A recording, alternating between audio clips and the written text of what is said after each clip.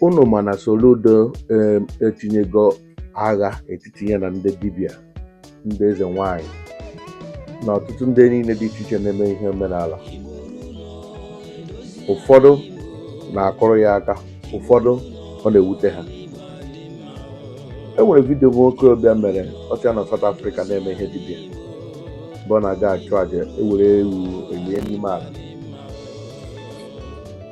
Ya na-asị na ịchụ aja bụ ihe ọ dị mma, ihe ọ dị mma a na-eme ya na South Africa, ọ gaghị akwụsị ya na ala Igbo ma ọ na Anambra. Ahụkwara m vidio nke onye nwa dibịa maazị dibịa mere na a ga-akpọpụ Soludo court. Ọ ga-akpọpụ Soludo court. N'ikwu eziokwu, dịka ọ kọwara, omenala dịbara gboo, mana enweghị dị iche arụrụ ala na omenala. Enweghị dị iche ikpere arụsị na omenala. Ụmụaka nke ọgbara ọhụrụ ugbu a werezi ikpere arụsị gwakọta ya na omenala, na-achọ ka eji ghọgbuo ka a ghọrịa ndị mmadụ na arụrụ ala, igbu ọchụ, ime arụ na ọwa omenala. Achọghị m ikwu ọtụtụ okwu. Wọchikene vidio m ga-abịaghachi. Nwanne onye sịrị na alụ ahụ emenala Igbo so onye anya kpuchie ọnụ ya na alụkwọ nwa na-emenala Igbo. Na anụchara m akụkọ maka dis ife na-eme n'ime họteelụ anyị na-afụ na dis vidio. Ikele ahụ na họteelụ n'ala Igbo gbu m ozugbo. Họteelụ unu anyị na-afụ ebe a bụ họteelụ a na-akpọ Udoka Golden Point Hotel and Suites aka La Cruz Hotel na Ọba ka họteelụ a dị na Anambra steeti. Information na-eru anyị na-abụ na họteelụ a nwere more than 30 graves n'ime, wee lot of shrines, grave ebe a na-ndị ohi na ndị kidnapper na-abịa egbu enyi ndị a kidnapper. Enwere ike ọjọọ na dis hotel, ọ bụ na-amaghị dị abịa ebe a gbuo ewu na were tụrụ aja na dị shrine dị n'ime dis hotel.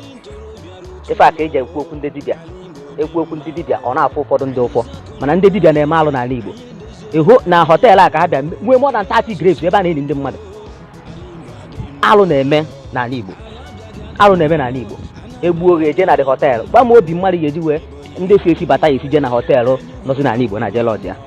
Onye ọ na-enwudere eje na dị grave, egbuo onye anyị lie na dị grave dị ebe a were eme sacrifice.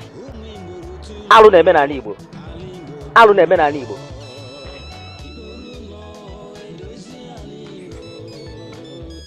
Ka m chọrọ inye ndị be anyị ọwa ọlụ lụrụ n'ụwa ka a ga-ejikwa na-echeta gị. Ihe niile i mere ugbu a, ike niile ịkpara awụmodogwu, a ga-eji ya wee cheta gị. So m na-ayọ leba anya n'ihe ị na-eme ugbu a, because time will tell. Enwere ndị gagoro, enwere ndị kpara ike, enwere ndị kwafuru ọbara, enwere ndị eji arụrụ ala echeta. Mgbe ọbụla ekwuru okwu igbu mmadụ echeta ha, mgbe ọbụla ekwuru okwu ihe ọma echetakwa ndị ụfọdụ. Ama m ihe a ga-eji echeta gị ugbu ka dị ndụ, ị nwere time to amend your way. Ama m ihe a ga-eji echeta m tomorrow. A ga-echeta gị na onwe onye bịara na TikTok na-eshi ike gị kọwa ụmụ okorobịa maba n'ọnya gị nwa agbọghọbịa. Ihe a ga-eji echeta gị. Thank you for that. Ihe a ga-eji echeta gị onye bịara na bọkashi ike gị n'ime social media a na-akụrụ gị aka, gị na-enwe viewers, na-enwe followers, na-akpara ego. That's a good one. Enwe ndị na-abịa ha na-abọkashi pant ha na-ekwu ihe dị otu adị anya. Ọ ihe a ga-eji echeta ha. We clap for you, no problem. All over that is my message for anybody watching or listening that will hear this message. That is a word for everybody. Here get our sherikoro edwella mount negni gikocha asiri. Only habronate in a trouble. And when I post somebody who sent them a broken plate that an Allah. Oh yeah, had sorry. I said this to go sorry. Yes. But after sorry, that broken plate or they amended, that's what they amended.